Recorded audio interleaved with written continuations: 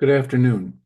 This is Michael Filighera, and I am making this particular post, this video, on the day after the White House slapped tariffs on Mexico, Canada, and China.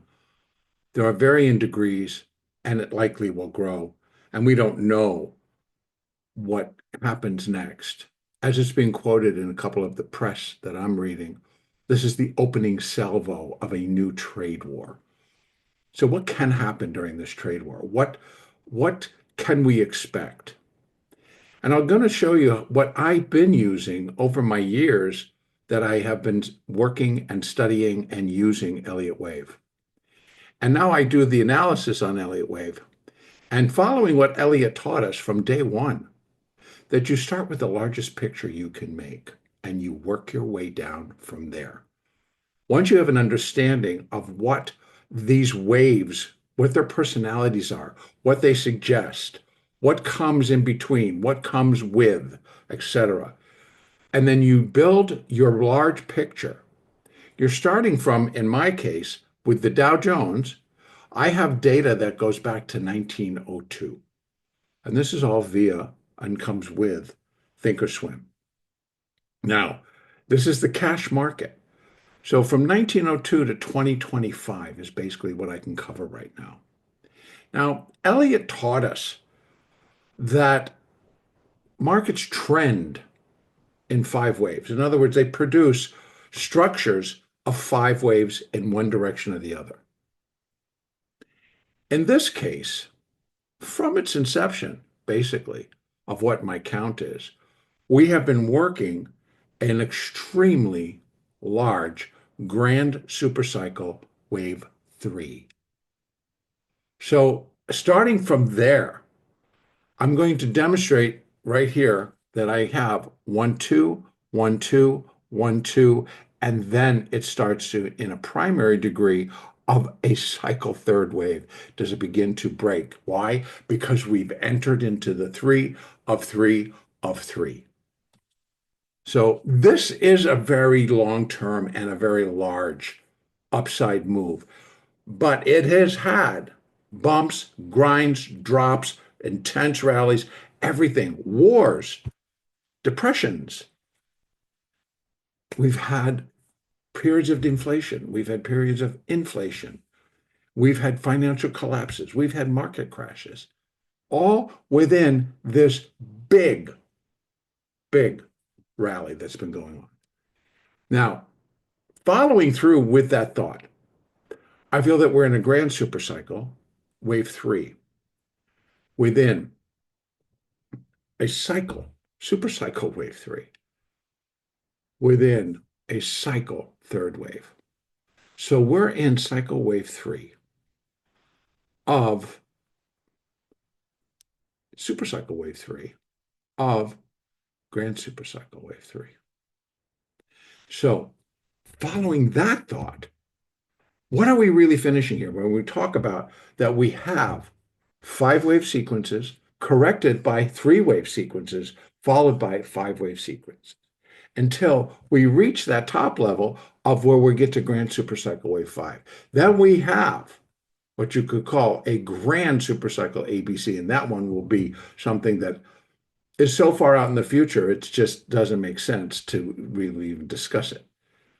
Because we're now accordingly working through third, fourth, and fifth waves right now, starting with finishing up the third wave of cycle degree. What's inside of that? A 5-wave structure of primary degree, of which I can count 1, 2, 3, and 4. The fourth wave of cycle degree was the great financial collapse. That was the C wave, but everything that happened before it led up to that. So it was an ABC on a primary degree level. So from that low in 2009, the market is rallying in a primary fifth wave. Now, inside primary wave 5, we're going to have 5 waves of intermediate degree, of which we've done 1, 2, 3, and 4. An intermediate wave 4 was the low of the pandemic. That was the pandemic low. So we can go inside here. Here we have the great financial collapse. Here we have which was really at the time I traded the market was down and down and down and just never really would recover. And it happened very quickly. Could it crash? Could it have gone to, nobody knew. But in the end, it was a fourth wave. And if you saw that coming, you could have built in your fibs. And here's the trick that I use now. It's not really a trick, but what I try to do is realize what we're doing. If we're finishing up, if we're in a fourth wave, it's a fourth wave, even on intermediate degree, then I have to realize that it's going to come into the price territory, at least of the previous previous fourth wave of one lesser degree. That was the minor. If I need to take it up, well, then you're going to have to realize if it's 1 degree higher than intermediate, then it's a primary. And if it's in the primary, then where's it going to go? So that's how I work where we are and what can I expect to come. So I'm going to keep walking this down, and we're going to do it in the Dow. So in the monthly chart, I'm now going to come down to, let's just say, a 3-week. Maybe go out to that 5-week. Got to show some goodies here. So on the 5-week, what we have is there is that intermediate wave 4 at the end of the pandemic. Well, it wasn't the end of the pandemic. It's when we finally got it together and they started to put out stimulus so we all could survive and the markets continued. So what is inside of intermediate wave 5 is 5 waves of minor degree, of which we have 1, 2, 3. And we're still within the minor fourth wave. Now, where is that going to come? A minor fourth wave should and has the capacity, and we'd look for it initially, to come back to the fourth wave of one lesser degree from minor, that's down to minute. Now, mind you, we were just talking a second ago, grand supercycle, which is centuries in length. And so what we're talking about now is minute or minor. The length of time is much shorter. And so when we're now looking at how severe can this trade war be, here's why. I'm going to go there. Since I really don't know, but I am going to go on the basis of, I'm going to bring this down to the 4-hour chart. Actually, I should just bring it down to the daily chart. I'm going to bring it down to the daily chart. So we're looking inside this. If we're following Elliott, and we're really working through a fourth wave, and in the Dow, it's a fourth wave of minor degree, I can honestly go all the way back out, and I'm going to go like this. I want to put in retracements for fourth wave. So if I had to, I'm just going to put them in this way. I'm telling you, this is how I work out. How severe can this all be? And what are we looking at? There's 382, the bottom of that fourth wave of previous, of one lesser degree. This is the amazement, right? Most common, 38.2%. For a fourth wave, the most common is 38.2%. Here we are on a very large scale. We come in, and then Elliott tells us the fourth wave that we're looking at has the potential to come down, and most often will come down into the fourth wave of one lesser degree. And there it is. You've seen me draw these boxes before. Well, here we have another one. So in essence, now I got to wrap this around what's current. What's current is that thus far, the market, now I'm going to bring it down again. Let's take a look at the 4-hour chart. The market appears to have, I thought, and I had counted for a while, that the market had been finishing that minor fourth wave here, and that we were starting the minor fifth wave up, which again would bring us to that closer end point where we would look for a much larger correction. Now keep that in mind. So with that still out there, without having to go above what this is, that third, then I can start to work forward in thinking, okay, if this trade war or the opening salvo of a trade war turns into something much more severe, then what do we have more recently to go back and look at within the Dow? Again, I'm going to go back out to my maximum chart. What do we have? 2018, right here. That was a trade war with China the last time Trump was in office. That's what it did. And the C wave basically took us from 26,990 down to 21,692. So it dropped the market 5,000 points. Well, now we've reached up to 45,071. I believe that's the high, the all-time high, 73. So a little bit more. So in any case, if we're thinking that we're going to drop in that same percentage, well, 38% brings us down to 37,840. All right, so now we're kind of wrapping some things around here going like, well, if we just use the numbers and we work the numbers, here's where I can come up with that right now on this minor, the market has the potential to drop down to 382. Well, how would it do that if this was the C wave? Well, I'm going to open that up. And I'm going to take a look at the 1.618, the 2.618. Let's see how far it goes. Where's that 2.618? Holy cow, check it out. So now I'm wrapping fibs around it. What if it were to get super serious, right?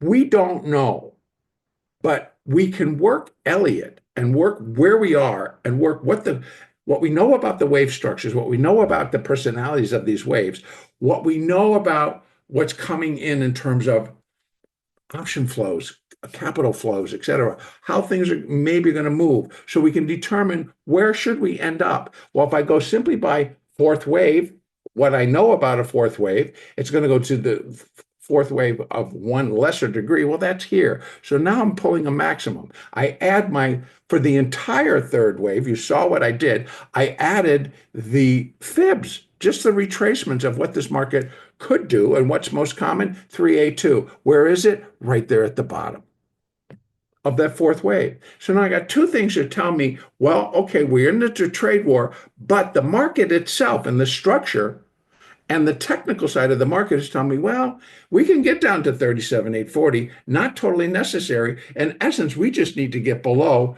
that A wave. And the reality is that it comes, this ABC in terms of structure likely is going to be a flat. Why? Well, because wave B got pretty dang close to the top of wave 3. So this fourth wave is likely going to be a flat. Well, that brings us down to here, 1.618. We can give it a little bonus if this gets severe enough. So we can cover it structure-wise from where we are down to 4,600, down to 39,834. Or if full out blow, as a minor fourth has a capacity of doing with this structure, we have potential to get down to there. Again, I don't want to start adding, well, this is going to happen because this is going to be really serious. We don't know. These are the unknowns, but we can be prepared. And here's the other thing, no matter what it does, whether it's only going to go to 4,600 or whether we want to go full rogue down to 36,600, there is going to be so much trading, and that's where we need to focus. What's going on in the economy and the fact that where money is going and not going to go, well, I'm going to tell you, it's got a place, it's got to exit, and there's going to be a lot trading because let's keep in mind the trillions. I haven't noticed that it's really leaving yet, but trillions upon trillions of dollars and across and many different asset classes, right? Precious metals, Forex, equities, treasuries, all crazy amounts of money. That's what's swirling around, and it needs to get traded. So bids and offers are out there, and traders that are in there can put them together to make their money. So again, if you want to look for value, what does a trader do? Well, it's going to provide maybe stability, going to provide liquidity in and around, and at the same time making money. There's going to be a lot of trading to do until enough money has left. Now, remember, one of the other things I've talked about is that there's a great deal of borrowed money all over the place, all countries. And not only in the equity markets, right, or in our tradable markets, it's called margin. People are borrowing money to trade. So part of the trillions and trillions that are going is owed to somebody else. And if something happens and that leaves, so whoever has it and running it on the margin runs into a margin call that they can't meet, then it causes havoc in our market. So again, not knowing, but understanding what these things are out there. And the money, I don't see it shrinking yet. And we can tell. All you have to do is look at the volumes. When you start to see that happen, when you look at when options cease to they contract in terms of what we see going on in the options, then yes, take the signs. But until then, there's going to be a tremendous amount of trading to be done.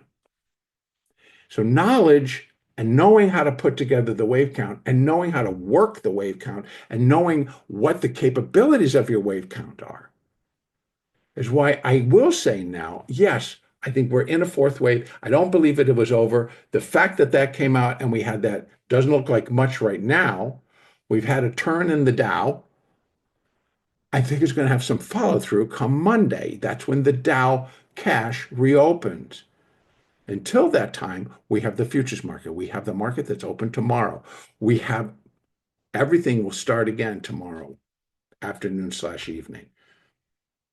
And so then we're going to start to figure this out. And again, it's only the opening salvo delivered by the United States. We don't get the second salvo until we hear from China, Canada, and Mexico. And then we see what's going to be drawn. In the meantime, trade. There's going to be plenty to do. Understand that a lot of it is going to be mindset. Now, I want to just also wrap around this and tell you guys, the method here for me is that I'm sharing my counts. I took things into membership because there's so much to talk about. And then it takes time and it takes effort. But I think people should be prepared. So I'm presenting this just as a big picture view and how I'm bringing it all the way down to today, to now, and how I intend to trade it and to share. There's going to be plenty to do. So again, I have offered the memberships and they're out there and they're active now. I do cover the Dow. I do cover the Russell. I do on a gold level. But for those that have just always followed me for the NASDAQ and the S&P, those are still. And now I have a bronze level. It's $14.99 a month.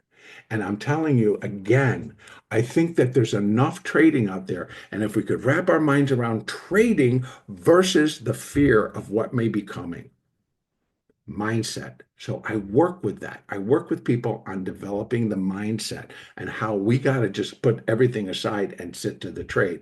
And when you start making and earning money that actually you keep, then you just keep going.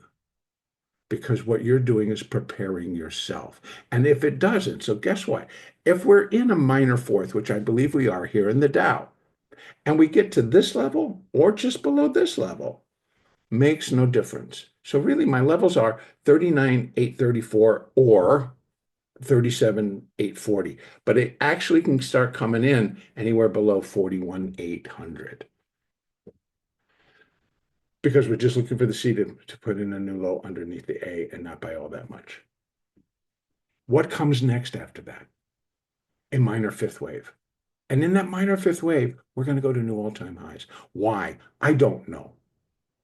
That's what the pattern is suggesting. That is a pattern that has laid true all the way from 1902. That's the data. The data continues to show this is the pattern. We are now working out the probable path for this pattern, but when it's done, then I'm expecting it to go up. Now, here is the addition. You hear me speak all the time. They say, I have a preferred count, I have an alternate count. Why do I run them together?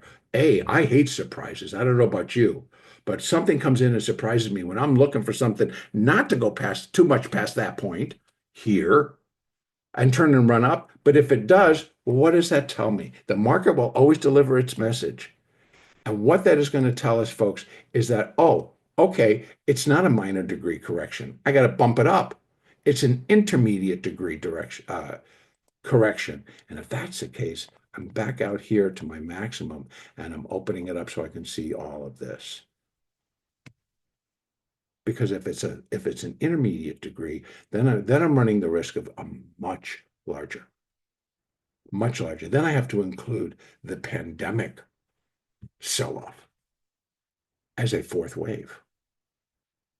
So it enhances to put together what actually is finishing here. But what I'm trying to make clear is if it's not on a minor degree correction, then the next one up, if it's larger, is going to be intermediate. And there's the ticket. There's the window that you're going to be looking for it to come to. And if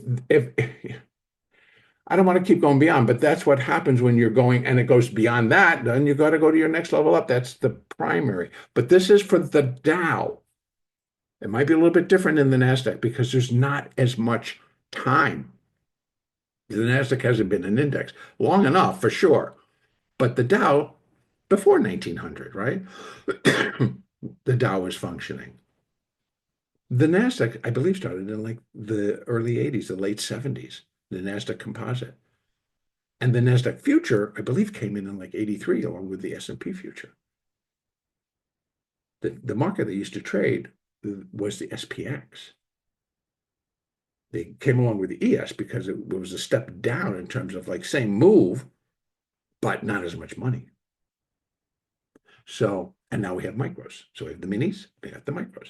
So we keep moving it down so we can get more people to participate. Interesting concept. But what I'm trying to make clear is that the degree, if I'm going all the way out to my full-blown monthly, right?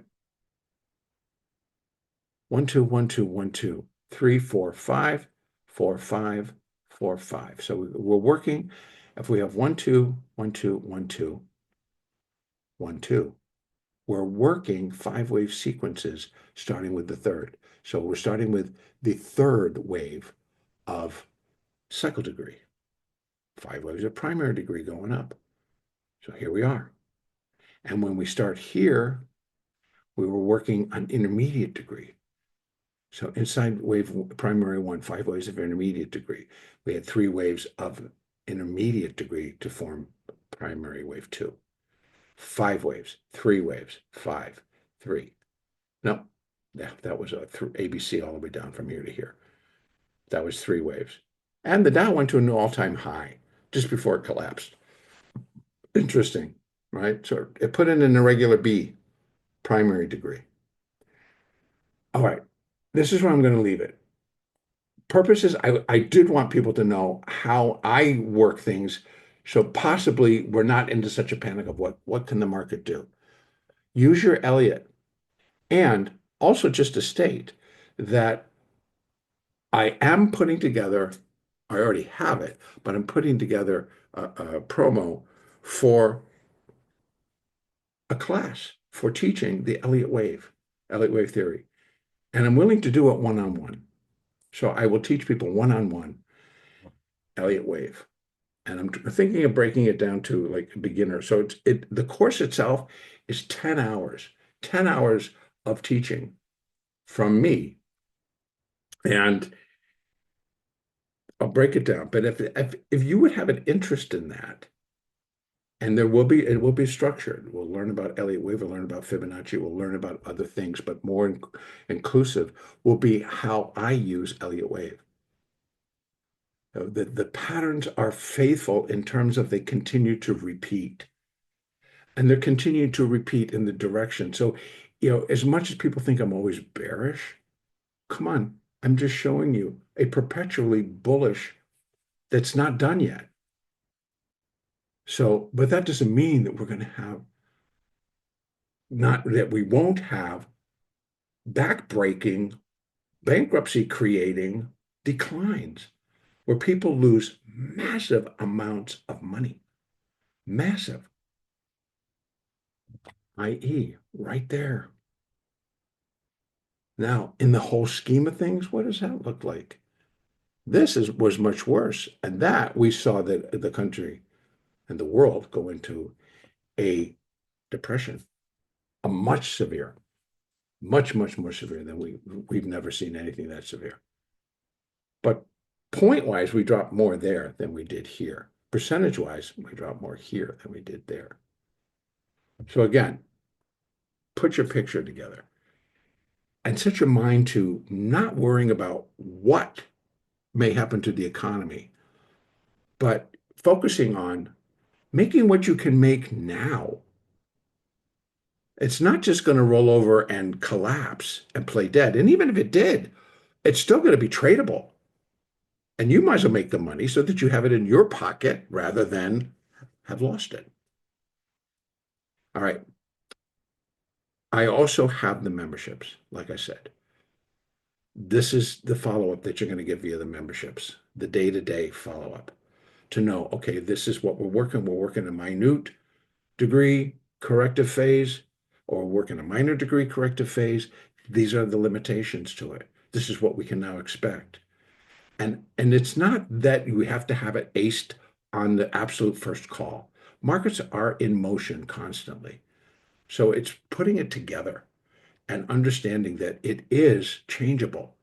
It will shift because the market shifts. We react to what happens in the now. All right, I'm going to get this published. I really hope that you join me. And if you have an interest in that course, and I already have a day trader course of which I split with Sasha Goring. He's my colleague. He lives in Europe, and he has a unique talent in teaching about indicators. So it's our indicators and what we use and what he uses for successful day trading. And that's 5 hours with him, 5 hours with me. It's a day trader course. More on that you can get from logicalsignals.com, or you can always write to info@traderscoaching.de. And that's Sasha. And I believe that's actually where you can get, ask for him the website address. But logicalsignals.com, and you'll get the website, and you can go to teaching coaching and all the details are there. All right. Thanks. Thanks for listening. I hope that I hear from you guys. This is being published to everybody.